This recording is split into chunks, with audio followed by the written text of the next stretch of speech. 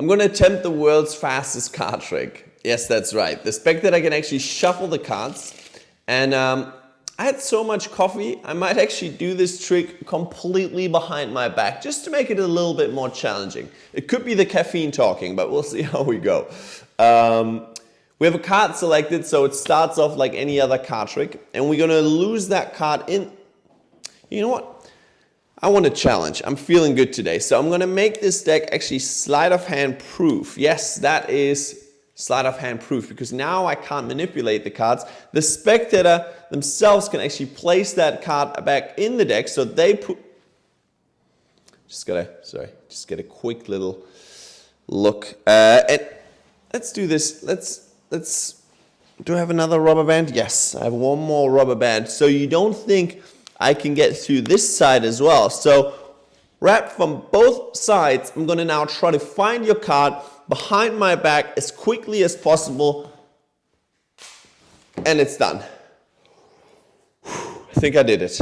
I took your card out. Actually, I took the rubber bands off, took your card out, placed it back in the deck, but I flipped it over, put the rubber bands, that's the caffeine talking, rubber bands back around.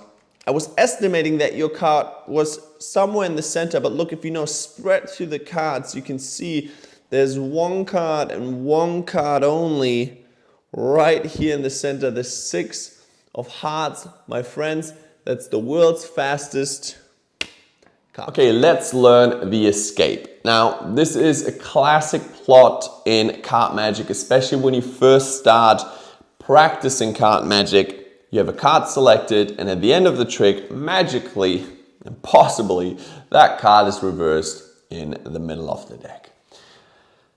Let's be honest, it's a great beginner trick because most of the versions, you really don't need any sleight of hand. You can practice it for a few minutes and jump right into it. But the effect itself is not really magical or impossible, right? It's like, if you really could do magic, would you just have one card reversed? So I wanted to work on a version of this trick that hopefully creates the idea of this really being more impossible, right? And creating that effect of like, oh, that's magic, right?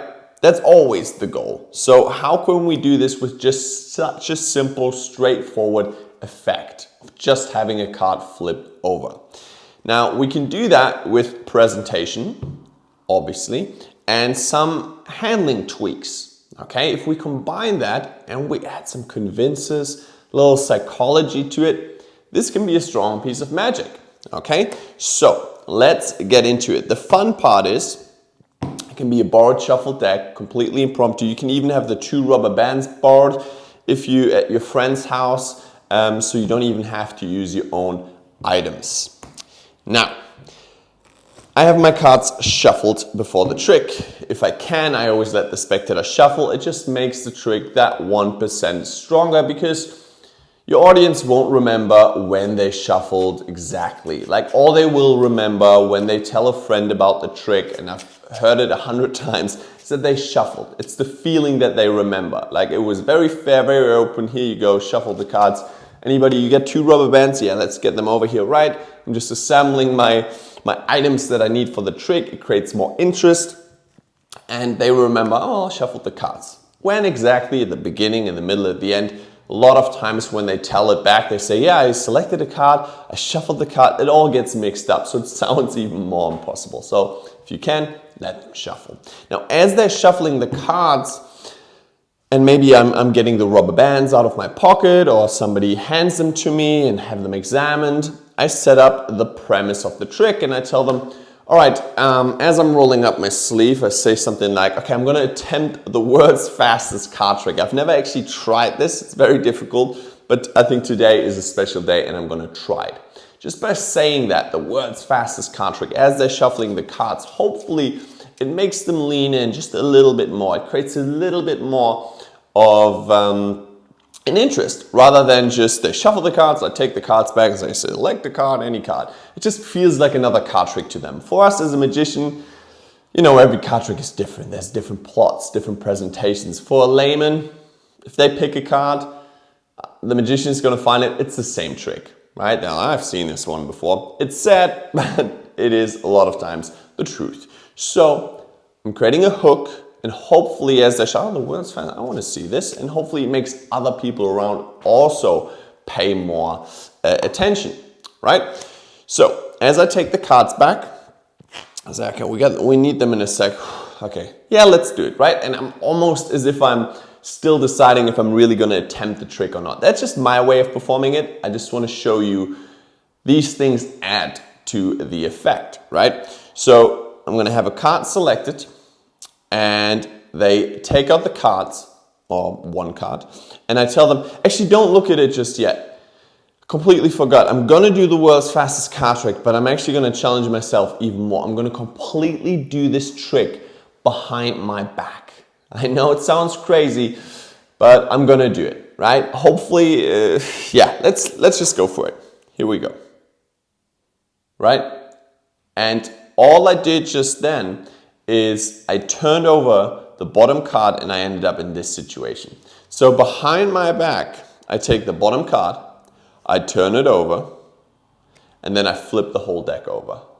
Or you could just flip the whole deck over and then turn that card over. However you want to go about this. Okay, but all of this happens behind your back as part of the presentation. So you're so far ahead. Okay, and it's important that you don't rush this moment, right? You don't want to rush through this and, right, feel like you're fiddling. It's like they have a card selected and I go, actually don't look at it just yet, because you know what? I'm going to do this trick behind my back. So I'm going to attempt the world's fastest card trick, but I'm going to do it behind my back. But actually you need to look at it first. And right, if I'm just figuring out what to do, it feels a little bit more improvised because I said I haven't done it yet. I've never tried it. And now I'm adding a new layer to it. So it justifies me going behind my back. The only thing you want to pay attention to as you come out, don't flash that bottom because they're going to see another back and that wouldn't make sense. And as you come out, you don't want to have the cards spread like this, okay? But also don't be all tight and weird. They don't know where this is going. That's your biggest advantage. They never know where this trick is going, right? So don't worry about, don't run when you're not being chased. I think that's what I'm trying to say. So you're in this situation. Quick little, if this isn't your style, what you can do is you can have a card selected. They look at it and you tell them, actually no, you don't have the card selected just yet. You just want to get to the point where you have the bottom card reversed. So this is just the same, it accomplishes the same, but just a different handling, if that maybe suits your style more. So I'm here and I tell them, actually, you know what? I'm going to do this trick behind my back. Yes, so the world's fastest card trick, and on top of that, behind my back. I don't think anyone has ever tried this. So let's go for it.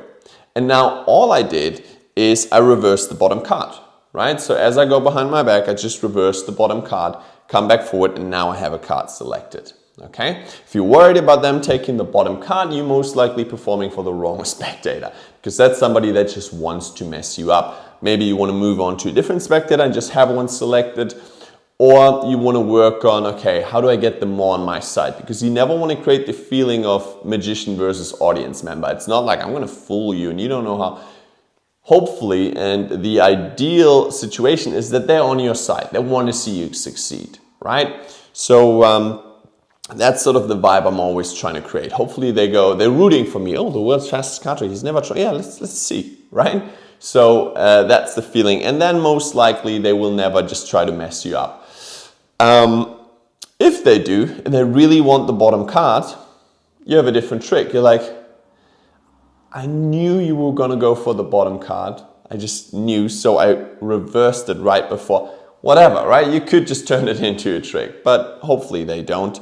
And they take the card. Now, as they're looking at the card and showing it to everybody, you have enough time to just turn over that deck. You don't have to do the flip that I just did. If you have a table, you could just set the cards down and just place them here. As you said, you checked out the rubber bands? Yeah, fair, right? And now you're just in this situation. So trust me, don't make this a move. Everyone is going to be concerned about the card. They will look at it. You know, you could produce an elephant at that point out of your pocket. There's so much misdirection. So they're going to look at the card. And now I tell them, okay, stick the card back in the deck. But actually before you do that, and now you take one of the rubber bands and you're just gonna wrap it around the deck twice like this.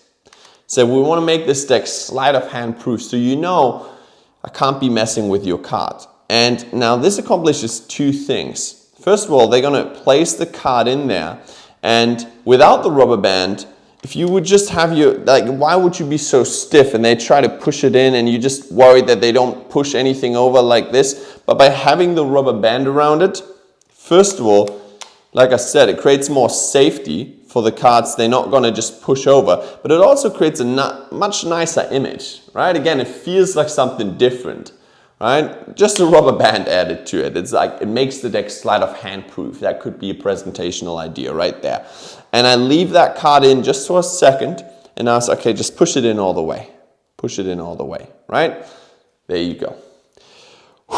Okay, the world's fastest. You know what? Let's take this a step further. You take another rubber band and now you're going to wrap it around this. So sort of creating like an X almost. So there's no way I can get in here. No way I can get in here.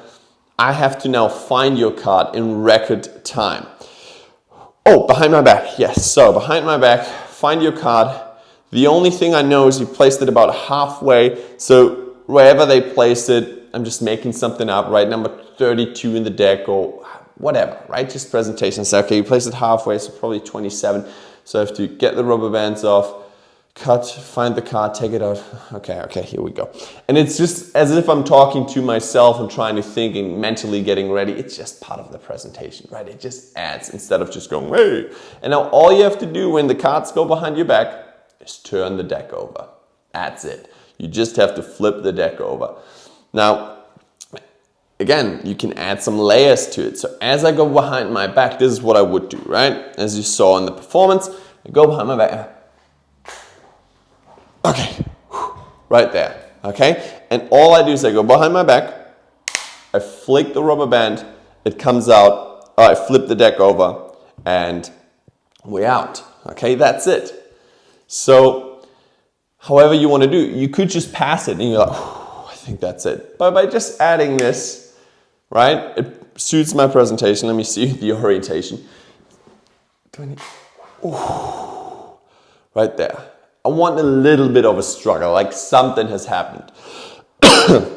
Excuse me. Now, place the cards down. And now at this point, I go really slowly. I don't want them to accuse me now of doing any sleight of hand. So I go really careful and say, if everything worked, I took the rubber bands off. I looked for your card because I knew roughly where it was. I tried to cut to it, take your card out, and to prove to you that I really found your card, I actually stuck it back in the deck, but I flipped it over, okay? So just to prove to you, I flipped it over, okay? Here we go. Take the other rubber band off, and now very slowly, I just spread through the cards so they can't accuse me of doing any sleight of hand. I keep going, and this is what you want to pay attention to, that you don't accidentally show the bottom card right here. So you want to just thumb off single cards with your thumb, just like that until right there. And just leave that card. Leave it like this. This is the image that you want, right? That's what they're going to burn in their mind. Okay, you don't want to immediately place it down. Hey, there it is. Show the card, and that's it. That's the end of the trick. Let them react. Your job at this point is done. And don't say anything. Let them react how they want to react. Okay, that's very important. We always want to jump in and, right, say, oh, it worked. Oh, the record is broken. No, quiet. You talk the entire time, and now it's just maybe pause, have a little breath, right? It just adds a little bit more drama. Play around with it. And then you're right here and keep that for a second. And then you can hand the card to the spectator and they examine that card, they'll examine this. If you're worried about this card right here, right? At this point, again, you have all the time in the world. I would just secretly turn it back over and drop the cards. There's nothing to worry about. If you're worried about it, you could say, as a joke, I'd be like, I did all of that behind my back. All of that. Oh my God, my mom would be so proud. And I just flip that bottom card over, whatever you want to say, right? And that's it. That's escape. And one thing that I forgot, or I want to stress a little bit more, is this part right here. When you're around here and you have them place that card in, that's why I don't let them push it in immediately. I ask them to stick it in, and I just keep that card like this so they really see subconsciously for a little bit longer than they probably should, that card goes in face down. So when they reconstruct the routine, they remember, yeah, I placed that was face down, right? So I show to everyone, it's like, okay, push it in, right? Instead of just having it push in immediately. It just adds, again, to the effect. That's all these little convinces that make this a strong piece of magic. That's all I have to say about the escape. Use it. Use your own presentational. You don't have to use the same hook as the world's fastest card trick, maybe the world's most difficult card trick. Cheating skills, whatever you want to do, right? Have fun with it. That's the most important part. That's the escape.